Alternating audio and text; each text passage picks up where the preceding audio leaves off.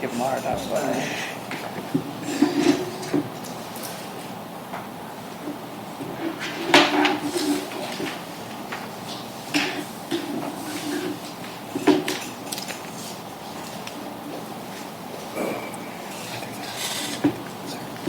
You can go ahead and Yeah, that's one. He's at the concert. All right, it is 5:32. I am calling this meeting of the Board of Directors of Williamson Travis County Municipal District to order. So we'll go to the agenda, and we'll go ahead and start with roll call for Board of Directors. Carol Laurel. Manuel Vila. Chris Rocco. All right, so we will ask Earl if we can lead us to item 2, Pledge of Allegiance, and the moment of silence. Flag. I pledge allegiance to the flag of the United States of America and to the republic for which it stands, one nation under God, indivisible, with liberty and justice for all. And then for a moment of silence.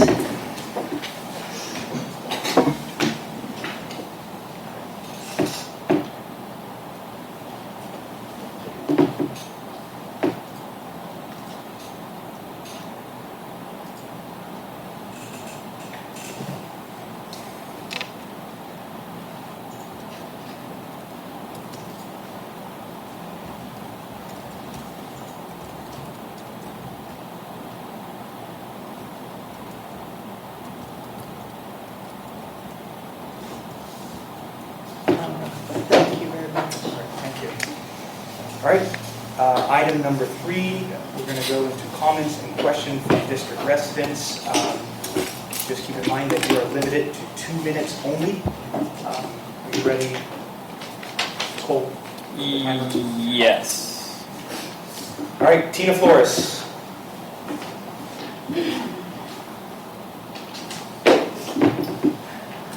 I recently read a letter from your deed attorney to another resident.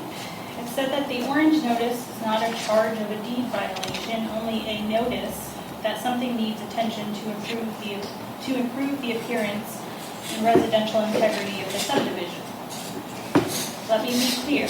Your authority does not extend to appearance or residential integrity. That is HOA language, and Anderson Mill West is not an HOA community. Stop trying to make it one. Any issue of appearance would require an architectural control committee determination, and there is no ACC in Anderson Mill West. There hasn't been one for decades. Going forward, any additional orange notices sent to my address will be considered harassment. If you believe there's an actual deed violation, follow your own process, send it through your deed attorney, who stated that when a violation is real, specific details will be provided. This committee is wasting district funds and lining Sage's pockets by paying them to send harassing notices for things not contained anywhere in the deed. That's not enforcement, that's overreach, and residents are tired of paying for it. Thank you. All right, number 2, are you ready?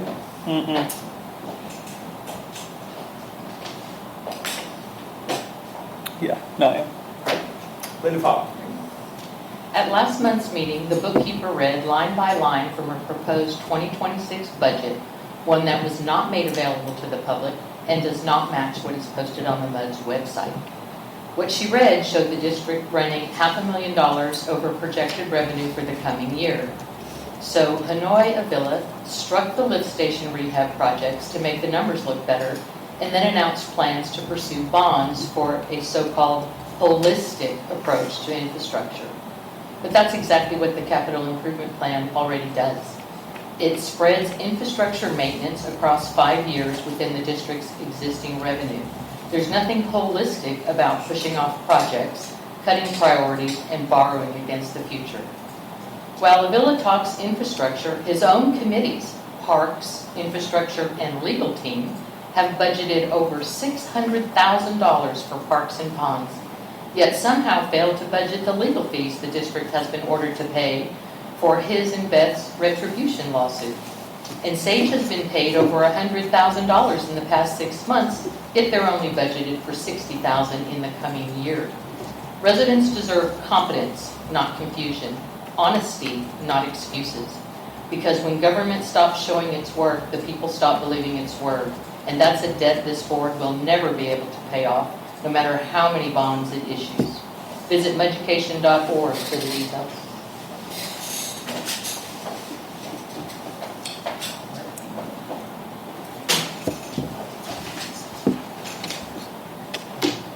Tell us when you're ready. Whenever she starts, All I'll right, start. Rebecca, please. First of all, please show me respect by making eye contact and using your active listening skills. The purpose of our board is to serve us all. You serve our community. You are a part of our community. You are not above us.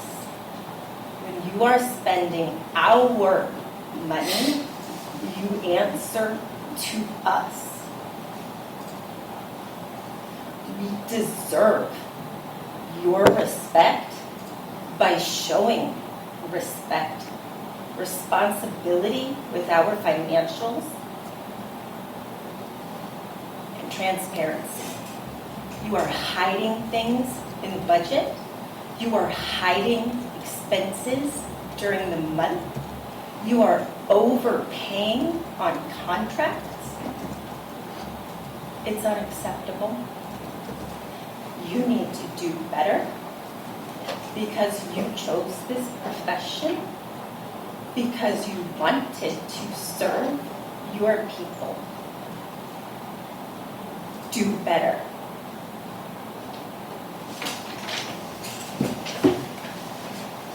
Right? Done with citizens' comments. I do want to make clarification for the public. Do you have that computer ready? In fact, may I use it?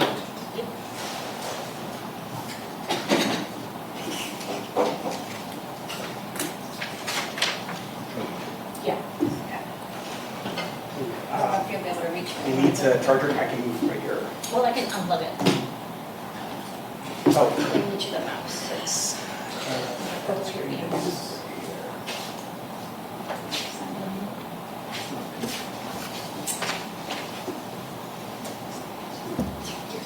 I think you're going to turn it on. Daryl, you get it? Okay. Is this a new projector? Yeah. I was just thinking about this the other day. Yeah, you got to turn it on, Tony. It's on. Oh. I see something in. Yeah. I was just thinking, I was like, I remember there being a discussion about projectors. I thought they used to post stuff on there, but I've never seen it.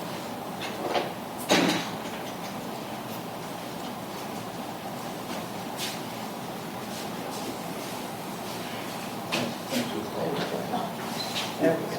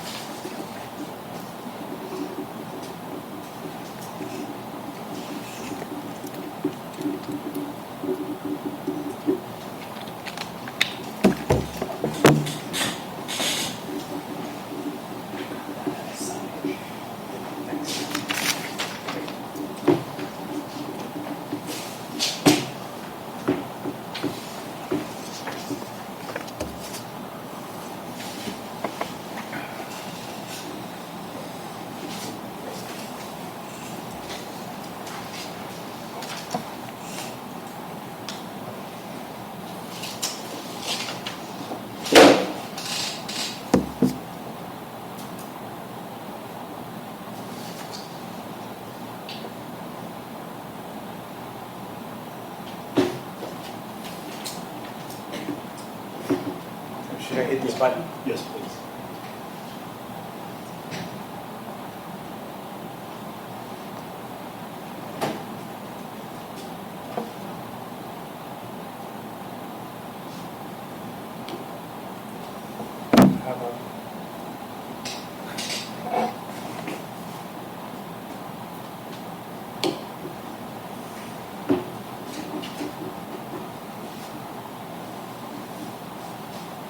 click that button on your.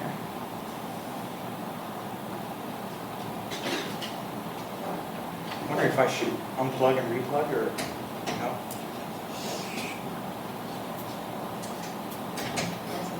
Try it, that's what we did last time.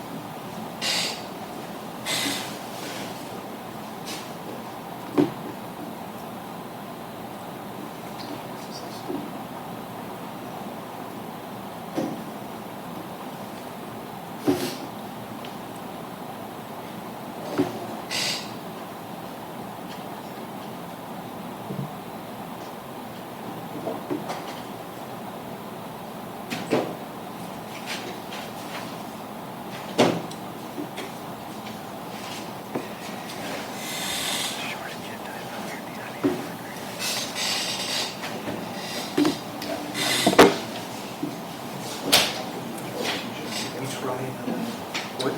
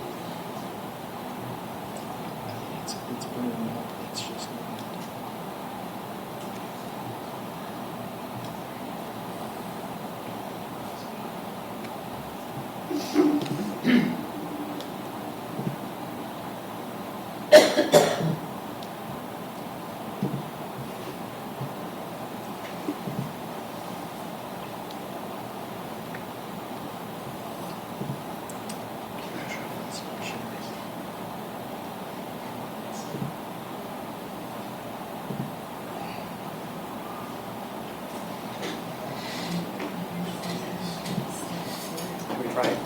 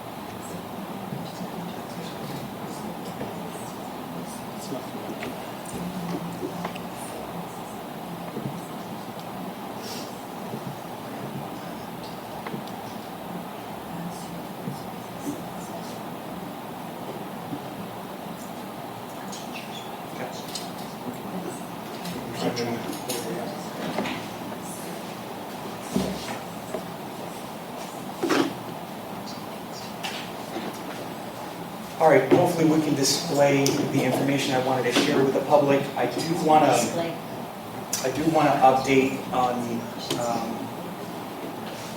our current lawsuit against defendants that we filed. There has been some misinformation circulating around where the lawsuit was dismissed by the court. That is not accurate. There was a partial dismissal based on one single cause of action. The case stands and it continues, so there has been no dismissal of the lawsuit. And so in fact, we are moving to the next stage of our legal process. So the information in modification website is incorrect. The article that has been sort of percolating around that was very one-sided, it's also misleading and false, because if you go to the Williamson County public record, you will quickly see that the case was not dismissed. So for any information, I just welcome you to go to Williamson County court records. They're public, and you are welcome to enter any of the defendant's name on there, the district name, or any of the director's name, and you will find that the case has not been dismissed. So that's all I have to say. Unfortunately, I couldn't show you and share that there because the projector's not working, but I just wanted to clarify the misleading information that's around there. All right, so with that, we will continue with our agenda. We will move on to the bookkeeper report. I make a motion. Do we have to let her? Do we have to do anything with the? So That's a the consent agenda items, so the bookkeeper's report and the minutes, right now, those are the two items that you all have under consent. All that's just one motion. If any director wants to discuss any of it, you bring it out of consent and you discuss it. Okay. So that's how the consent agenda. So I'll make a motion that the consent items, the bills and invoices, and the status of unclaimed funds be approved. Yeah, We'll that's do the within there. the No, that's all. separate, That's including the minutes. everything in a consent agenda is one. I'll motion. second that. All right, any discussion? None? All right, all in favor? Excellent. All right, moving on to number 6, financial advisor's report, including review, cash flow summary related to... What about the minutes for item 5? Those have been approved in the consent agenda. Okay, I'm sorry. So do we have the financial advisor? We're ready. So do you... Very good. Board members, this is Corey Howell, your financial advisor. You'll recall I called in a few months ago to review the tax rate recommendation with you guys. I've been asked to prepare some analyses for this board meeting in relation to the issuance or the potential issuance of some bonds to finance some of the projects that are included in our capital improvement plan. I believe part of your board packet also includes what's known as a summary of cost. That's a document that your engineers have prepared that outlines those projects and the costs associated with those projects. Taking a step back, you guys obviously don't have any bonds outstanding. It's been a while since the district has issued any bonds. So maybe it would behoove us to just review why we bond finance items and why we fund projects on a pay-as-you-go basis. What we had discussed as part of your tax rate study, board members, you'll recall, is a very short-term outlook at your general operating fund. What I've done is work with your engineers to incorporate the capital improvement plan into a general operating fund cash flow analysis. I just put together a little 5-year outlook at the general fund. What we know is that included, well, I guess in part, some of the projects that we're potentially going to bond finance here. The reason why we would entertain the notion of issuing bonds to finance some of these projects, because, I think in large part, generally speaking, people hear the word bonds or debt and they think, four-letter word. It's a bad word. For purposes of public infrastructure, remember, we're talking about items that are, generally speaking, going to have an average useful life, and I'm kind of rounding out here. Your engineer could probably, well, not probably, he could do a better job of putting a finer point on these things. But, generally speaking, we're talking about items that are going to have, a beneficial life of, 20, 25, 30 years in some cases. And so the reason why you would entertain the notion of financing those items with bond proceeds is because when you do that, you spread the cost of paying for those facilities out over a equitable portion of time. In other words, you sell the bonds and you pay the debt service out over 25, 30 years, something like that. What that does is it puts the burden of paying for those facilities on the residents that are living in the district at that point in time, as opposed to, say, if you fund projects on what's known as a pay-as-you-go basis. In other words, cash funding projects from your general operating fund. What you've done there is you've extracted those dollars by and large from the current residents, and you've used those dollars from the current residents to pay for facilities that will benefit not only them, but residents that are living in the district, in the future, 30 years out from now. And so that's kind of the long and short of the benefit of bond financing as opposed to pay as you go. You're allowing the residents, like I said, at any given point in time to share in the burden of financing those facilities. What I've done, board members, is as part of my report is prepared a two-page analysis for you. The first page of that analysis, and I believe Cole has distributed copies of my report to the board. The first page of that analysis is a cash flow analysis, and it's a look at what would be your debt service fund. We currently don't have a debt service fund because we have no need for a debt service fund. And so what this is looking at is it's assuming the issuance of bonds, 4.4 million round number, to finance the facilities that are included in that summary of costs. What I've done is I've assumed that these bonds would sell sometime, middle part of next year, and I've assumed that they would sell at an interest rate of 5%. I think given, your creditworthiness, if you sold these bonds today, you would probably access the public capital markets at an interest rate of closer to, say, 4.5%. So I've been conservative on the interest rate assumption, which is what we want to do for, financial planning purposes. But not to get you guys mired in all the numbers, let me just walk you through how this cash flow is working. Remember, when we sell bonds, we're effectively dedicating a portion of our property tax revenues to pay the principal and the interest on those bonds when due out over the course of, like I said, 25, 30 years. So what I've done here is I've said if you look 4 columns in from the far left, column header says previous year assessed valuation, and it's about $934.3 million.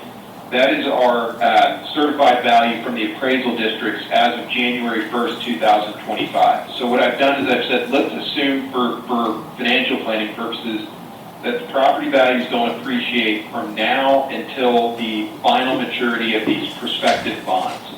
That's a conservative assumption. Generally speaking, we will, benefit from property value appreciation year over year. But for financial planning purposes, we want to assume conservatively. What I've done also is, let's see, if you look, the bottom line, board members, is the far right-hand column. It says reserve balance. We want to have a reserve balance in our debt service fund year over year that is equal to or greater than 25%, 20 to 25%.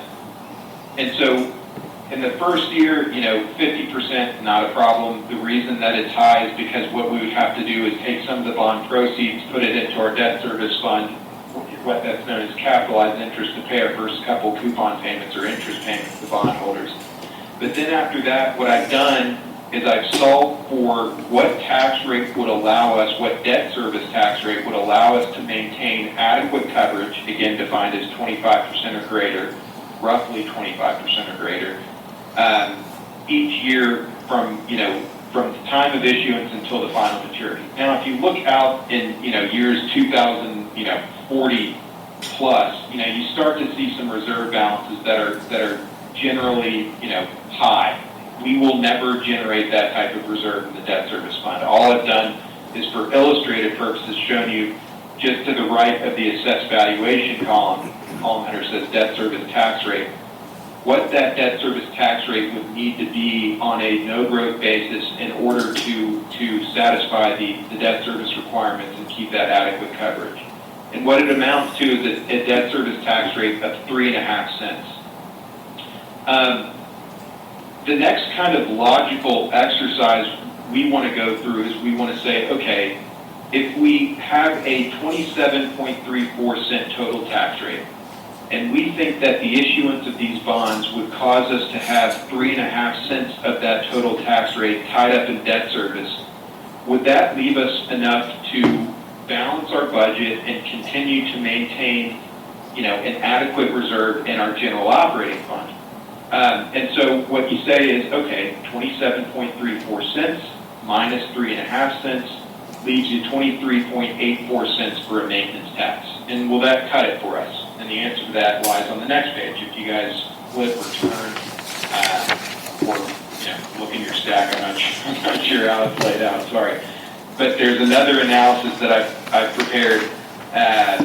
Up at the top it says Williamson, Travis County's MUD1, no growth O&M tax rate calculation. Again, this is just a financial planning tool, and all I've done is I've said, I'm basically doing the same thing, but I'm solving for what O&M tax rate would be required simply to balance the budget, and that's it. And so what I've done is I've said, okay, again, let's use our certified taxable value as of January 1, 2025. We've got total revenues budgeted of about a little under 5.3 million, about 5.292 million. And then what I've done from your budget is I've backed out the budgeted maintenance tax revenues, which is right about 2.49 million. And so what that number tells us, the 2.8 million, is those are your normal recurring operating revenues. In other words, all non-maintenance tax revenues that go into the general fund annually. Down below that, I've done kind of a separate exercise to determine what are our normal recurring expenses. So again, I start with our total budgeted expenditures. I back out the non-recurring capital expenditures. Again, those are non-recurring in nature. They're one-time, and we don't know ever the extent to which we will pay for projects annually. So I just back it out to come up with what our recurring expenditures are, which amount to about 4.4 million. And so from the normal recurring operating revenues, or the net operating revenues and the net operating expenses, we can then determine what amount of maintenance tax revenue would be required to balance the budget. And that is that number down towards the bottom of about 1.575 million. From that, we can then determine, okay, based on our certified taxable value of $934 million, how much maintenance tax would be required to come up with that amount of maintenance tax revenue? And it amounts to 17.2 cents. Now, keeping in mind what I reviewed with you on the prior page, and that was, remember, 27.34 cent total tax rate. We've got a debt service cash flow that shows that we would need a 3.5 cent debt service tax rate to service the debt service requirements on the bonds that we're talking about, leaving us with 23.84 cents available for the maintenance tax. And what I've just shown you is that we could have a maintenance tax of 17.2 cents that would allow us to just balance the budget. So in other words, what we've determined here is that we could issue these bonds and we would not jeopardize the total tax rate of the district. In other words, the issuance of the bonds would not cause a total tax rate increase. Rather, what it would do is it would cause us to simply have to shift pennies out of the operations and maintenance tax and into a debt service tax rate. That's kind of the analysis behind it, and the more of the high level bullet points on why we entertain bond financing items. Let me just stop there. I know it's a lot of information, and see if I can respond to any questions from the board of directors.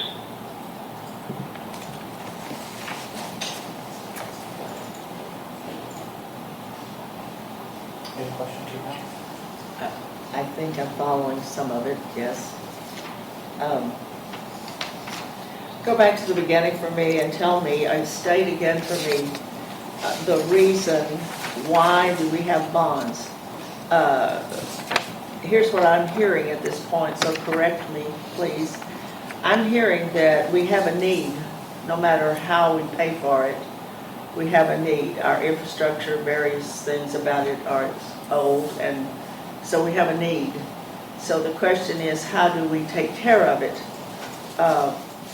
If we pay for it, just pay for things outright, taking up general fund and whatever, that means current homeowners, residents are paying the total bill. If we do the bond route, the cost of fixing what we must fix is it's not just paid by the current residents, but it's paid by current residents and future residents over a period of time. Am I understanding you correctly? Yeah, you nailed it on the head. That's exactly right. The first step in the process is identification of a need or an issue, and that's why you've got Jacob around, because Jacob says, hey, look, we've got this old, component of the system, and it needs to be, replaced or rehabilitated, whatever the case may be. And then the next step is, all right, if that's the case, then how are we going to fund that project? And you outlined it absolutely correctly. The one methodology is to do pay for projects on a pay-as-you-go basis, which puts the burden on the burden of paying for those projects on the current residents.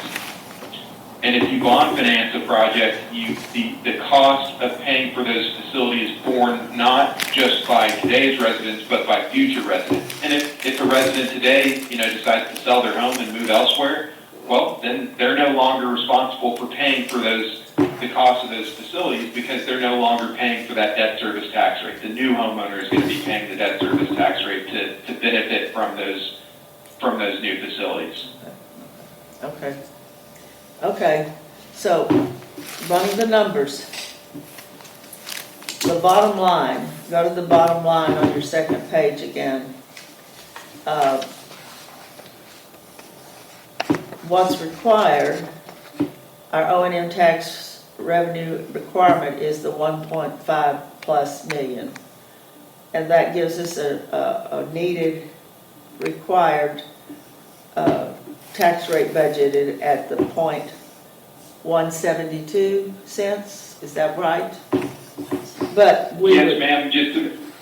Go ahead. Just to make sure I heard you correctly, that's the bare bones maintenance tax revenue and the bare bones maintenance tax rate that would be required just to balance the budget and do nothing else. Okay, but that's where I kind of lost it a little bit, is when you were describing the various paths of numbers and so forth. But you said there would, but we would be generating potentially 23.8, generating more than what we would need. And I'm sorry, I kind of threw around a lot of numbers. The 23.8 cents was just a number that I gave you for illustrative purposes, because what we discovered on the debt service cash flow is that we only needed 3.5 cents for a debt service tax rate. Right. And what we know is we've got a 27.34 cent total tax rate. So what that tells us is, okay, if we sold these bonds and we had 3.5 cents of our tax rate tied up in debt service, then we would implicitly have 23.84 cents available for operations and maintenance. Okay. And then my leading question, onto the next schedule was, well, does 23.84 cents allow us to balance our budget? And then, the bottom line on the next schedule was, yes. The answer is yes, because we only need 17.2 cents to balance the budget. All right. Okay. Thank you. Yes, ma'am. Yeah, I have a couple of questions for you, and they're more clarifying questions for the public. I think it's important that the public understands, again, because there's this idea that we're going to go into this debt and crash this district around information sort of percolating around this district. But I do want to make it clear that this is consider an aging district. And what we are proposing is getting all of our smart meters installed at once. We have been dragging on this for almost 7 years. We are proposing the full repair of our lift stations, sanitary sewer rehab, sewer rehab, and then service line inspections. And Jacob will go over that. So let me ask you a question. What if we were to use our reserve, right? It is my understanding that we are at a great health financial position as a district. What if we use our reserves to perform this needed maintenance of an aging district? What are the risk factor of using that route than actually using this possibility of opportunity of bonds?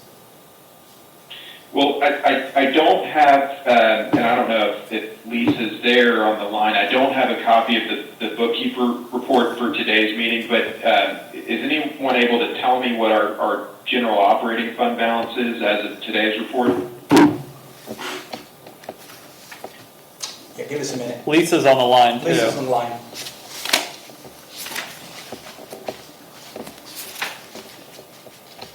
Lisa, are you able to pull up that number?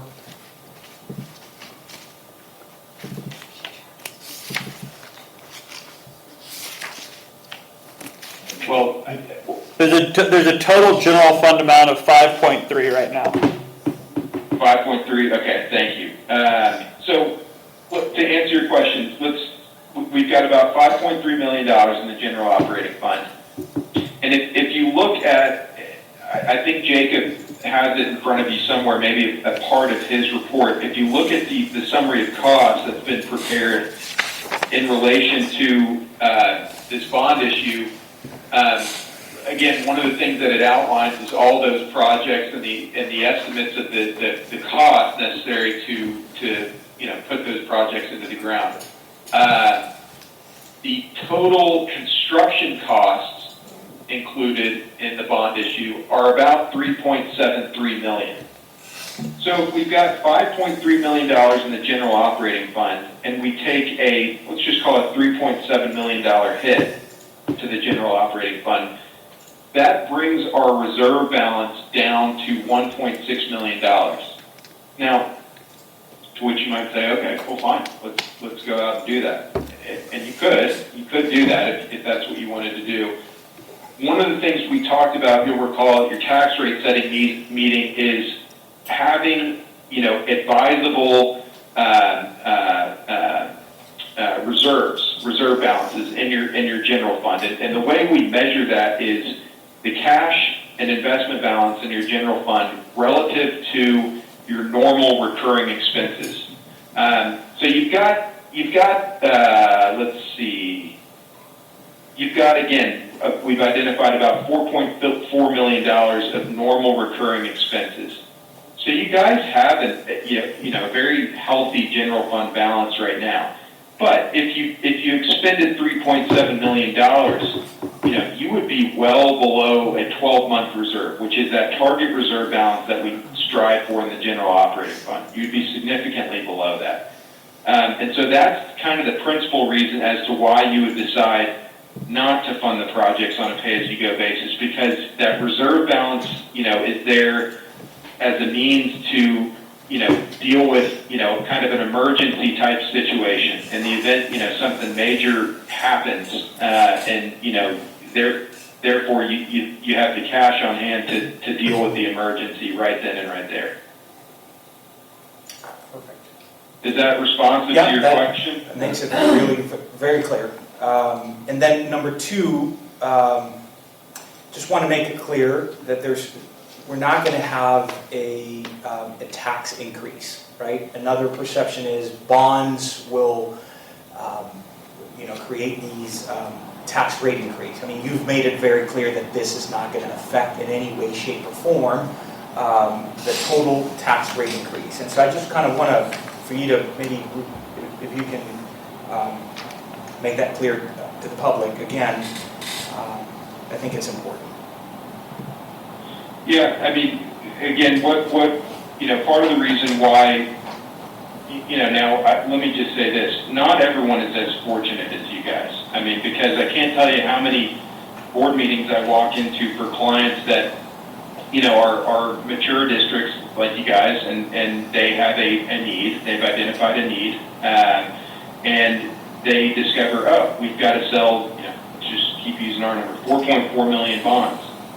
A lot of times I've got to walk into that meeting and say, hey guys, if we have to do this, it's going to cause a tax rate increase because, you dropped your tax rate so low over the years, like you all, I mean, we've got a total tax rate of 27.34 cents. That is a very, very low tax rate when you look at the universe of, municipal utility districts in the state of Texas.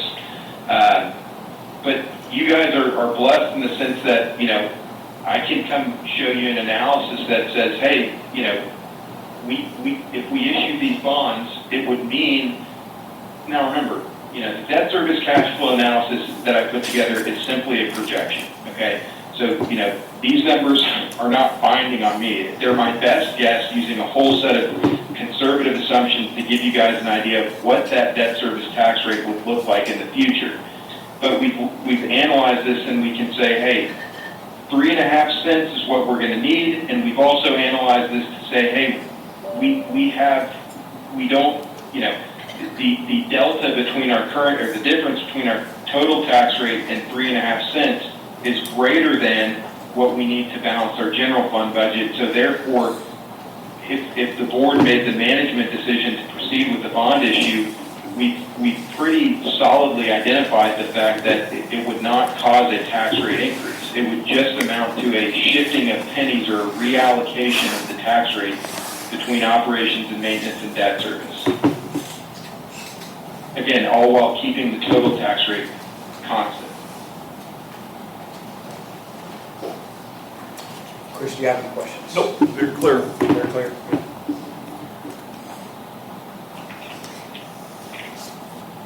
I think also for us to consider here, one of the things that we have been encountering for the last 7+ years is because we have not been attentive to these issues.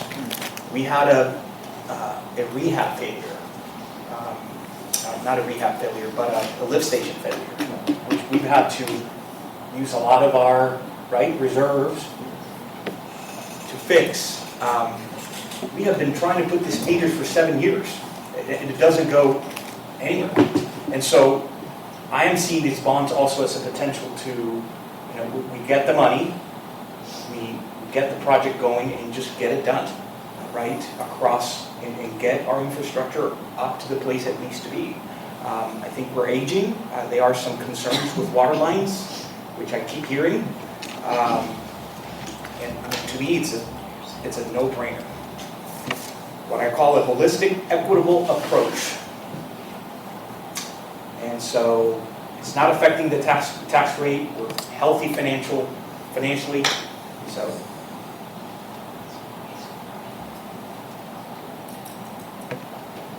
I'm just glad to hear we have this opportunity. Cole, are there any further action the board needs to take at this time? No, nothing under Corey's report. No, there's so the process, just to kind of give you guys some instruction on bond process. What it is, you know, when a board thinks about bonds, you have your financial advisor come and provide the analysis, the cash flow that he just went over. Then the next step is for the engineer to do what's called a bond application report. And you all would, the process is you would authorize the engineer to do a bond application report. That typically takes anywhere from 60, potentially 90 days, depending on the status of the district's files and the age of the district and stuff like that, and the projects involved. So what that report does is, as Corey mentioned, and what Grant and Jacob have put in their reports, is you've got, you know, the 4 big projects are your smart meter installations at about $1 million, the 2 lift station rehabs at just shy of $700,000. The sanitary sewer rehab, as you recall, you all just did the televising project, and you're going to get the results of the sanitary sewer televising in the district. That's about $1.2 million in repairs. And then the service line inspection regarding that's shy of $100,000. Hard construction costs for those. So the engineer then goes and puts bid packages together and puts together basically a 400-page packet that is submitted to the TCEQ. The TCEQ reviews everything, reviews the contract, reviews the plans, makes sure everything's in order. Then if everything is good, they issue an order, basically approving the district to issue bonds. At that point, you're still not locked in to anything. It's you get an order from the TCEQ. It's good for about 3 years or 2 years, and you can ask for an extension, but you're not locked in anything. Once you have that and you think about that, then your financial advisor, Corey, would come back into the meeting with offering document. It's a preliminary official statement. It's going to give the whole background of the district. It's going to talk about the projects. It's a big offering document. You can find them online. But that is what goes to bondholders to purchase. So it's a long process. So to answer your question, I know I'm rambling on, but to answer your question, there's no action you have to take under the financial advisor's report right now. If you all wanted to go down this route, you would authorize your engineer to do the bond application report first. Corey and I work with the engineer. You know, we review, we assist. Corey assists with the numbers, I assist with some of the legality of it, and then the engineer sends it off to the state. And then once that's done, then you get the approval. If you want to continue and sell bonds, that's when Corey would come into your meeting and provide the offering documents, and that's really when the process kicks off. And so that's on item 7B of the agenda, so I think it would be good for us to now hear the engineer report and then submit a motion. Thanks, Corey. I'm sorry? I said thank you for the presentation. No problem. No problem. Thank you, guys. Thanks, Corey. Thanks, Corey. Not a problem. Okay, Grant, you're up. Engineer's report. Okay. The first item is the sanitary sewer cleaning and televising project. The contractor has provided Westwood with complete reports as per the contract. As you know, we had an issue with that, but we have it sorted out there. Westwood is in the process of finalizing the sanitary sewer system repair cost estimate and exhibit, and will review with the infrastructure committee when ready. Westwood has received, reviewed, and recommends payment of pay application number 1 from Ames Companies LLC in the amount of $154,000, $176.46. And this application reflects 10% retainage. That is attached with a cover page and their pay application. What was that for? That amount? Yes, that was for the CCTV. That was for Ames. Oh, that's our invoice. Yes. Okay. Mm-hmm. The sanitary sewer cleaning. Right.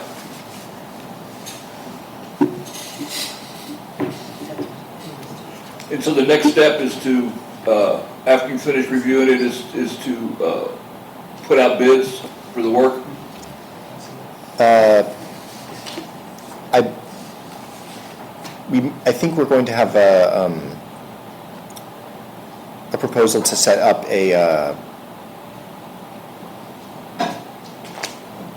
something that we can bid, essentially for. The steps you take prior to the bid. Mhm. Okay. Overall, I talked to Jacob about this. The dollar amount of work necessary was less than the full amount that we estimated. Is that correct? Mhm. Do you remember, like a percentage-wise, was it 50%, 75%? I won't hold you for a firm number, but I mean, we did pretty good, or as a matter of fact, it wasn't as bad as we thought it could be for a Yes. 32-year-old, or how many year old district that we are. It could have been a lot worse. Mhm. I think we were estimating around 50% of what the it was. initial. Mhm. Good, okay. And do you have a date on when we're going to be ready to do the actual RFP? Any idea? I mean, we're coming up on time of the year where people seem not to do anything, November, December. Do you have any estimate of when we want to get started on this thing? We are in the final stages of the analysis, and so once we have that, we should be able to get a So as soon proposal. as you get done with that, you have a better idea about a date. Mhm. Okay. All right. So I guess we have the action item for approving the pay application to Ames. I make a motion that we pay your invoice. That's the $171,307.18? We have a 10% retention on that, so it's going to be numbered in It'll the be final 9% of page. On the following page? On the final page. Is It that the should. one you handed out? That's something else you handed out. Daryl, are you working with It's in the engineer's report. Jacob, Yeah. going over that bill to make sure we're... We don't Oh, you don't have- we don't have that page.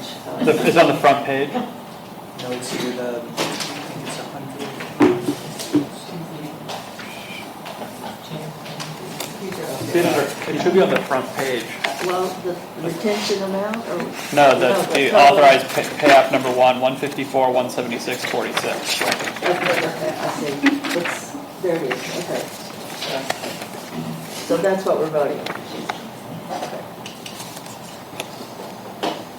You made a motion. Right. I will second the motion. Okay. Any discussion? You need to look at this, you got it? Yep. You got it? Okay. All right, any discussion, all in favor?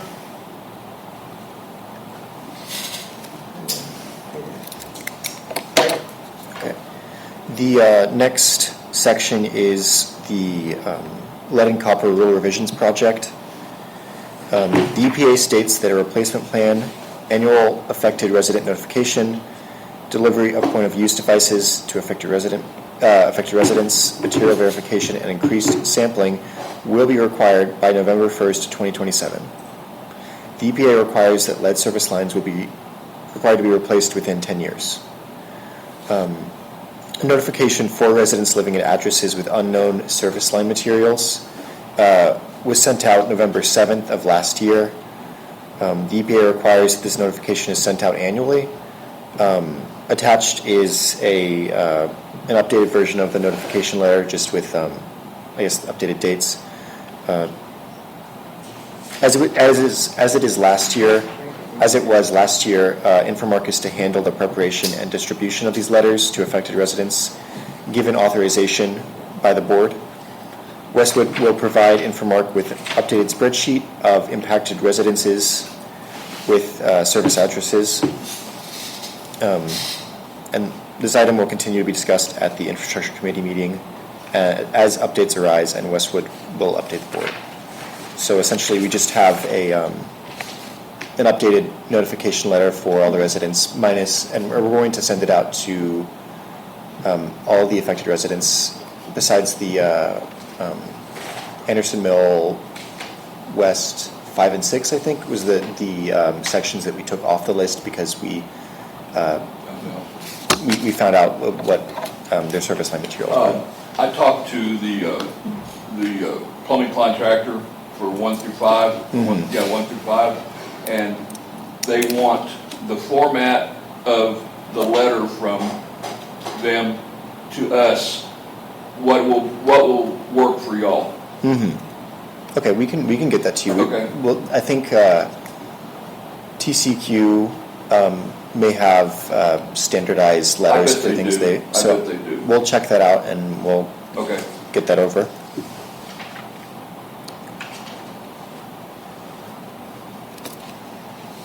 The action item for this is for the board to approve Infomark to send out notification letters to affected residents. Do we need a motion to do that?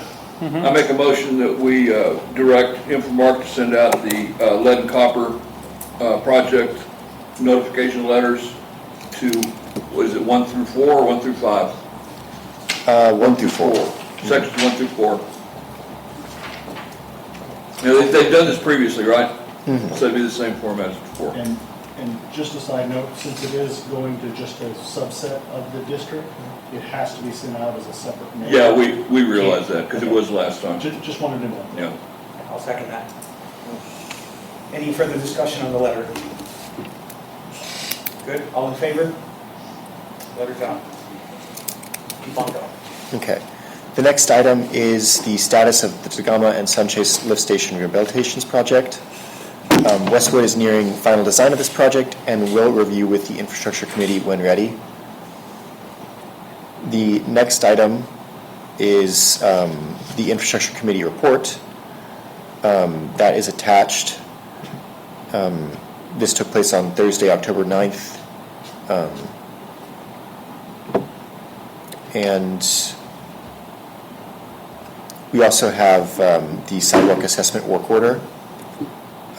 Westwood prepared a work order for the district-wide sidewalk assessment and presented it to the board at the March meeting and the September meeting. Westwood awaits its direction from the board on this subject. So Yeah, I don't want to discuss that without Beth and David being here. So we're going to have to put that off again. Okay. The next point is for authorizing preparation of the bond application report. Westwood has prepared a proposal for the work necessary to submit a bond application report to the TCEQ. See attached for the work order.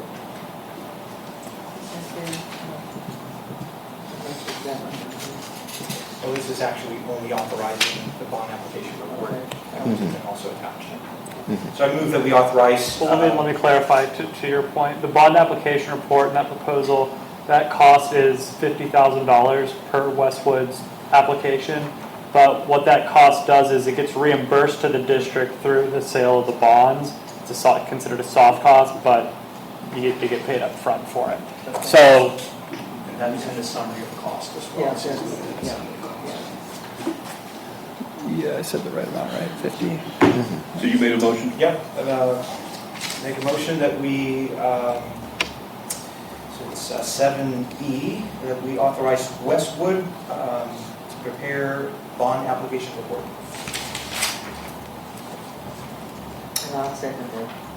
Okay, and second, do we need any discussion on this? No? All in favor? All right. The next point is update on other matters. For the 2012 Lakeland Oaks CMU wall, I inspected the site on August 11th on the resident side and will continue to conduct quarterly inspections of the site. The next site visit will take place on November 5th. Had it moved? No. Good. We were measuring it just at certain points to make sure, but there's not been a significant movement yet. So Okay. the next item is the tracts of land from D.R. Horton. If there's any update, no update. Okay. And then the next item is the Hatch lift station pump replacement. Infomark has reviewed the second pump and has decided to not move forward with its repair. Westwood has requested a tabulation of costs associated with the repair, and after reviewing it, will give recommendations on whether repair is worth pursuing as a warranty claim with the contractor. And that'll be it for me. All right, well, thanks for the report. All right, we're moving on to item number 8, new business. Considering engaging Paul Gibson. So you all already have engaged McCall Gibson. You all entered into an evergreen agreement back in 2023 with them to be the district's auditor. So every year before they begin the preparation of the audit, they send out this notification letter which gives the scope and objectives. And let me see. We'll give you the quote. This generally doesn't change much from the previous year, but their estimated fees will range between $16,000 and $19,000. And they'll have that audit report for your audit review. It's due 60 days after fiscal year end. Your fiscal year end is September, so they'll probably get it closer to the new year. Have they contacted y'all yet? No, because they usually do either want to start early or late, just to touch base with you. But if they haven't, okay. They'll probably reach out to Artisan. Oh, that's right, okay. So no action. It's just recognizing that. Let me see. What do I write? You could just acknowledge that McCall Gibson is your auditor. Right. And we've acknowledged that. So, okay, moving on to item B. This is my agenda item. Consider resolution limiting directors from engaging in direct service with whom the district conducts business. I'm surprised we don't have that on the, that's already not there. No, it's not. Wow. Yeah. So anyways, a couple of weeks ago, well, not a couple of weeks, almost a month ago, Director Flores engages with a resident that was bothered by a light hitting the back of Their house. property. Director Flores gets a ladder at night, gets on top of a tree, fiddles with our electric infrastructure, takes a selfie in front of the light, and then submits it via email to everybody. I am just highly concerned about the liability that we could cause. I mean, we're not licensed electricians. I don't want to assume that he's not, but that is, to me, is a dangerous thing to do. You do not fiddle with electricity if you're not licensed, right? If something happens, then we're liable, right? Unless Infomark would like to assume the liability. I'm just worried about that, and so we are wanting to consult with you about some protection there, because I believe that we should not be engaged as directors that have been elected to govern, be engaged in fiddling with our electric infrastructure. Was it a district light or was it a private light? It's a district light. A district light. And does the district have full control over those lights, or is it another entity? Okay. Yeah. Go ahead. I was just going to say, my concern is the first thing that happens when you go to the emergency room is they say, did you do this while you were working for somebody? Well, in that case, yeah. I mean, yes. In that case, the answer would be no, because if that's called an ultra vires act, it's a director who's doing some sort of work. One, I don't know the facts other than what you stated here. So if I can forward you the email if you. Sure. I mean, if it was a message to the district and said, I'm complaining about this light, can the district take some action to help me? And then David went out and did that. That's basically what happened. Okay, but what I'm saying is that's him acting without the district's authority. He's acting outside of his scope of the district. And so typically, if there's an act, if a director is going to do something and it's going to be on behalf of the district, the board has to vote or be aware of it. I'm dealing with another district on this. So not fixing a light, but it's a similar issue.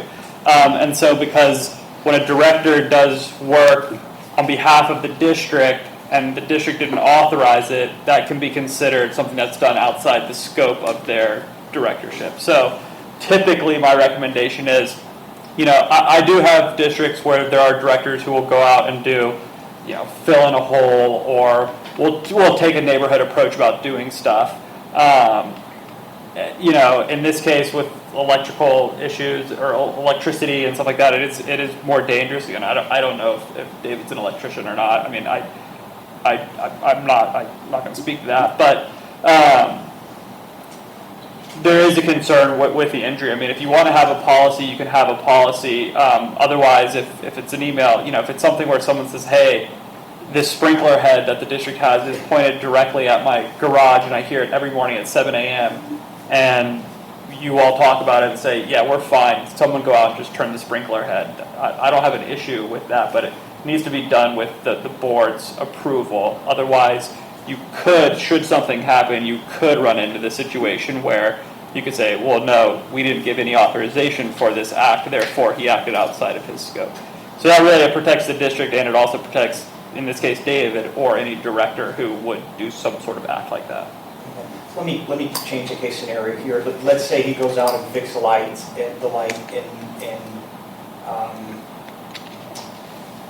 the light falls and hits somebody, right? Or let's change it a little bit.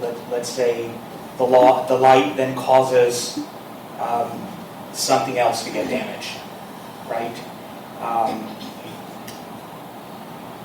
Who can we make liable for that? If I'm on the other side of that, I'm saying that the director who did that is fully entirely responsible without the district behind them. That's their personal responsibility, and it wouldn't fall to the district. Yeah. Unless they came to the board and the board said, yeah, go fix the light, we don't have an issue with that, then the district would be But responsible. Infomark, who they pay in insurance, wouldn't be liable for that act, correct? Infomark would not be if they didn't act, but I mean, if Infomark did it and something happened, then This is Infomark another would part be of it. liable. We don't want Infomark to know that if they don't get stuff done, we're just gonna go do it for them. They need to be doing this stuff. We did go out, we went out 3 times. And We went out 3 times, we contacted the homeowner, each email, asking him if it was fixed. and they just didn't respond? No, he did respond, but he sent a picture, and when the picture we thought was the right light, was not the right light. So we were about to go out the 3rd time, and then that's when we got. But that's another reason. We just wanna make sure that the directors are not doing work. Yeah, I mean, you all can, I can draft whatever resolution you all want to consider and adopt. Let's do If that. if it's about protecting the district and explaining what type of liability can be for a director who acts outside of the scope, that's fairly I easy mean, document. if another attorney saw that resolution was there, he'd be less likely to sue deep pockets. Yeah, well, you all do have governmental immunity too, so. Well, that's for us, but I'm talking about for Yeah. the MUD itself. No, the MUD itself has governmental immunity. But not for gross negligence. No, not for gross negligence. Okay. But yeah. Okay, I can draft something up and bring it to your next Thank meeting. Well, do we need to take an action on that? Cole, we should just go ahead and draft it, and then we can vote on it. Yeah, do that. I think you all have authorized me to draft it, and I'll do that, and then you can discuss it and approve it at the next meeting. Okay. All right, C. Next item. It's the same thing. Yep, it is the same thing. So I think we got your request, and then Beth sent us requests, and I didn't get any. Fair enough. I can go. All right, number 9. All right. As reported last month, the streetlight survey was completed the end of September. There were 4 outages reported to PEC. The update on that was that PEC reported that there was a short at one of the poles, and M&C Electric was supposed to be out possibly today to make the repair to the short in the wiring, and then PEC was going to be able to repair the light. Also, with lights, there was the file that was a claim filed with Allstate Insurance for the car that hit one of the light poles a while back. We're still waiting on that claim to be processed by Allstate, so don't have any further updates on that. Water accountability for September was 82%. And also a special note, there was a formula issue in last month's report that caused the accountability to be reported at 75%. When the formula was corrected, that bounced up to 91%. So And now it's back down to what? it's 82. 82. And there has been a couple of work orders here in the district. Some of the trickle channels in the outflows have had water in them, more than kind of what would be reasonable for, I think one of the neighbors over here waters pretty aggressively. But, I mean, for it to flow from here all the way over to the school, Leaking somewhere. I think there's a leak somewhere else. There was one air release valve that was repaired recently, but I don't think that was the only leak. And they're still kind of trying to isolate that by going through the stormwater manholes to see where the water is coming from. For delinquencies, there were 115 letters mailed, 79 tags hung, and 13 disconnects the last billing cycle. The other note here for the district was there were some active leaks over here at Anderson Mill West Park. One was behind the tennis courts and the other was near the sidewalk. Land Care saw those when they were out and reported those to us, and we authorized them to fix those. So that invoice will be going directly to Artesian, but we'll get that to you for review next month once it's submitted. Previous action items, the CMU wall cleaning was completed in the district, again, the end of September. Land Care completed the replacement of the second irrigation valve. I think the second one was on this side? Yes. Okay, yeah. This side of the building, the first one was over there the month prior, but that's been completed. There is also an in-progress project with Park Pro Tech to replace some of the equipment that had safety issues at the Anderson Mill West Park. A few things for consideration tonight. The first of it, which is our professional services agreement amendment with Infomark. It's been in the Google Drive for a couple months. I know we reviewed it on a committee call on Monday. I'm not sure if y'all are prepared to make a motion on that tonight. No. Okay. Is there anything that you need before you'd be willing to entertain that motion? It's cutting your bill by a significant amount. Yeah, we'll talk about that later. Okay. Stormwater Solutions, there is a plan that they've submitted, and then also a summary document that outlines kind of the goals to complete that, to comply with that stormwater plan for the next few years. Just need a motion of acceptance of the plan. It was emailed out, let's say last week possibly. Right, last week. But this is to comply with your MS4 permit that the district has. It's a company that y'all have been using for years to manage that MS4 permit and the requirements for reporting on that. So this is just the next step of them creating that plan with the. So you need a motion? I just need a motion that the board will accept the plan as presented. Nothing has to be signed. I just have to provide them with the meeting minutes after they're approved then next month. I'll make a motion that we, how's the word again? It's the SWMP plan, Stormwater Management Plan, provided by Stormwater Solutions. Okay, so, and they're managing it for us. Yes, sir. So the motion is that we authorize to continue managing And approve the plan as submitted. and approve the plan that we received by email. All right, I'll second that motion.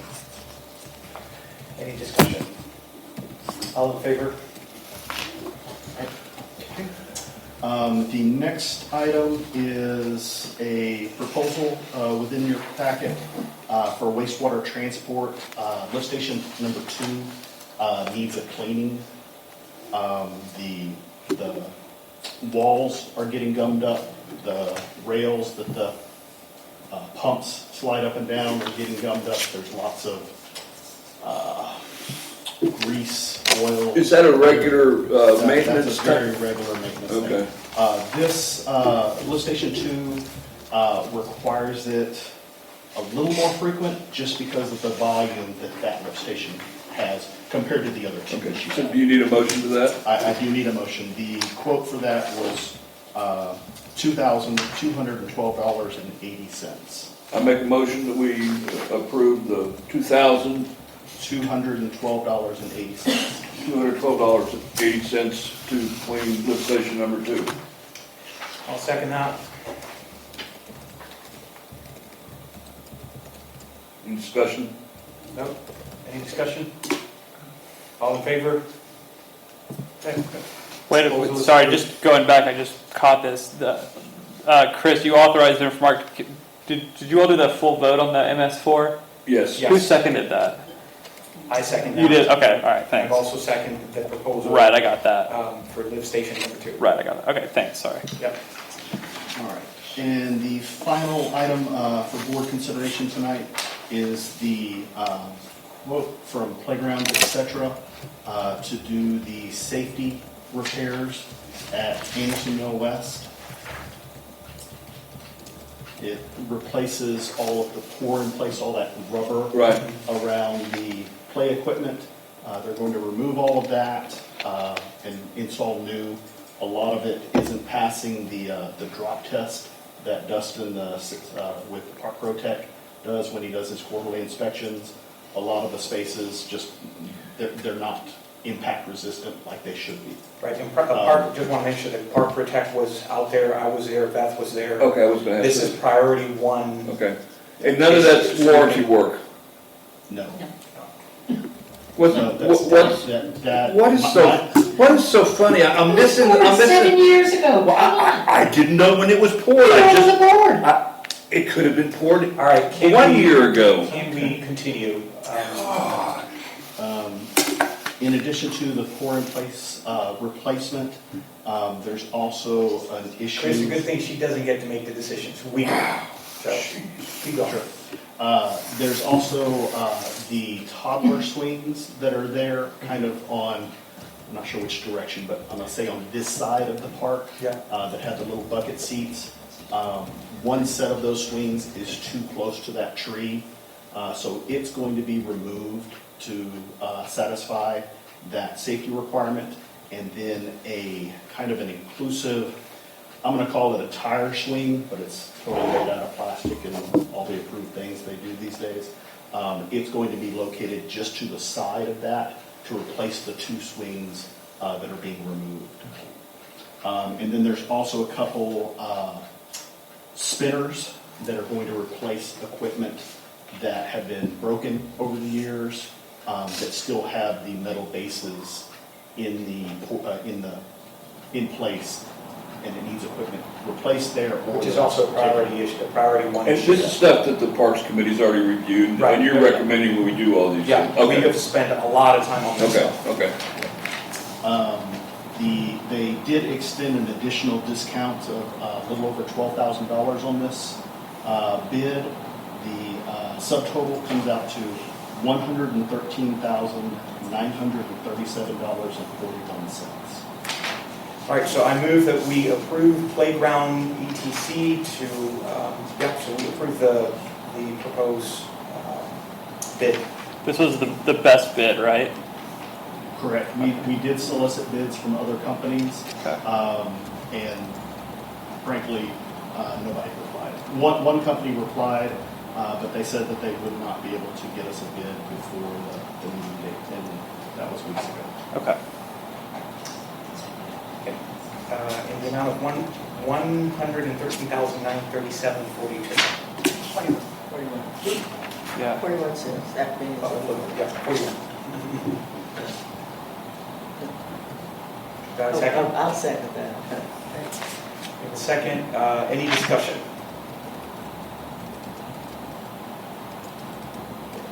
Nope. All in favor?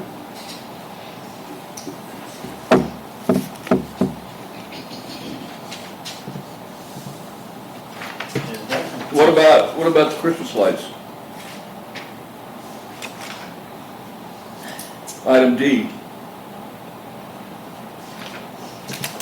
That was best. Right.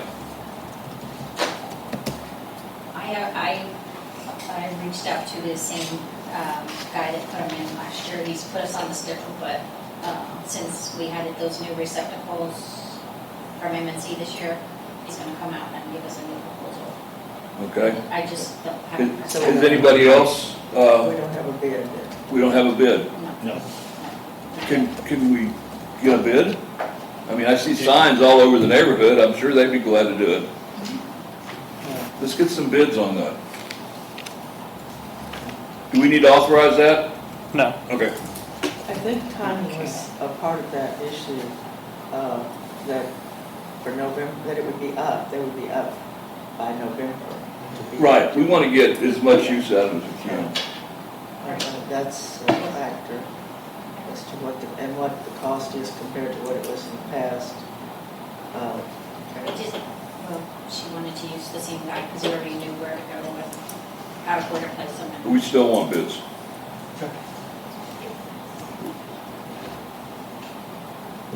Okay, thanks, Darrell. All right, E, discuss and authorize any repairs, maintenance items, or other work deemed necessary. Anything? That is done, correct? We don't have anything else? Okay.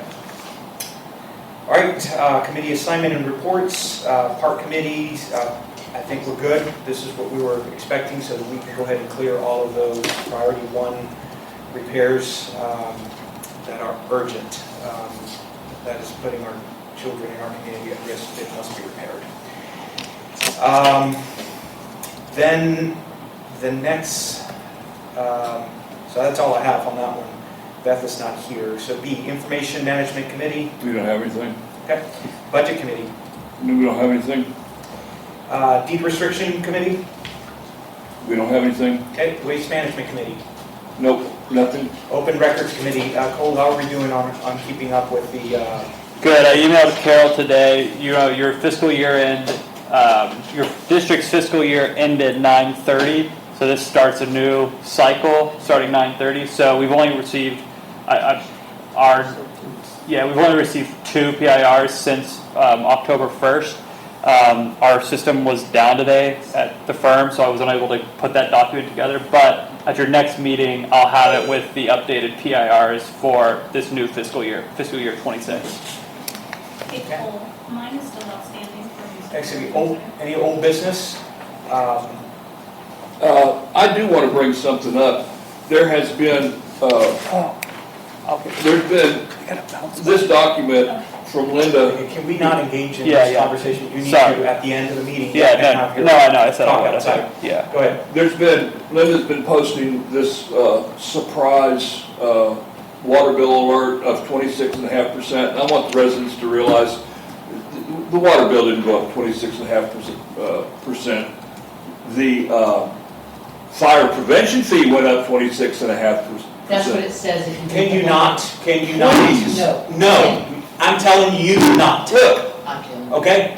that's not what everybody's Let's getting not from engage in a this. conversation, please. Okay?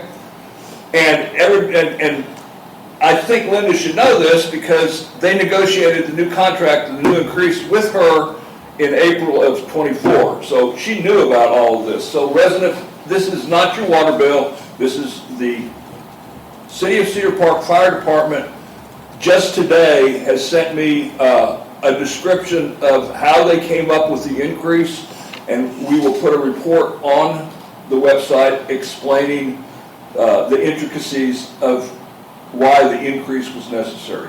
I spoke with the city manager of Cedar Park, and he wanted to let the fire chief explain it, and I just got his email today. So I'm going to go over it, and we'll put something on the website for the residents to see why the fire prevention fee went up 26.5%.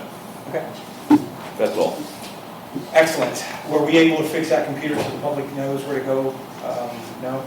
All right. Attorney's report. I have nothing. You'll get the PIR spreadsheet at the next meeting. Okay, we are not convening into executive sessions. Actions related to matters discussed during executive session, none such matters as may be before the board, including discussion about items to be included on the agenda for future meetings. Anything, any new items for the, nope? All right now. All right, so I move that we adjourn this meeting. I'll second it. All right, all in favor? Let's get out of here. Ms. Rocco, you need to learn to read. Anyway, Villa, you watch your tone when you talk to me.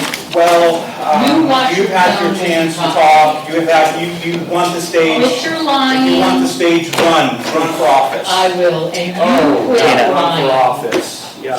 Just accept that you Yeah. lost. Just accept that you lost the lawsuit, you're gonna pay our legal fees. Check the website. Check the it, check website. education.org, Check the that's where website, they're that's what you need to listed. do. I have the file Check right the here. website. I have the file right here. You got nothing on your website, Hanoi, you might try Check the putting it website, there. go to the Williamson County website, you'll be Just pay our surprised. lawyer fees. You'll be Just pay surprised. our lawyer fees.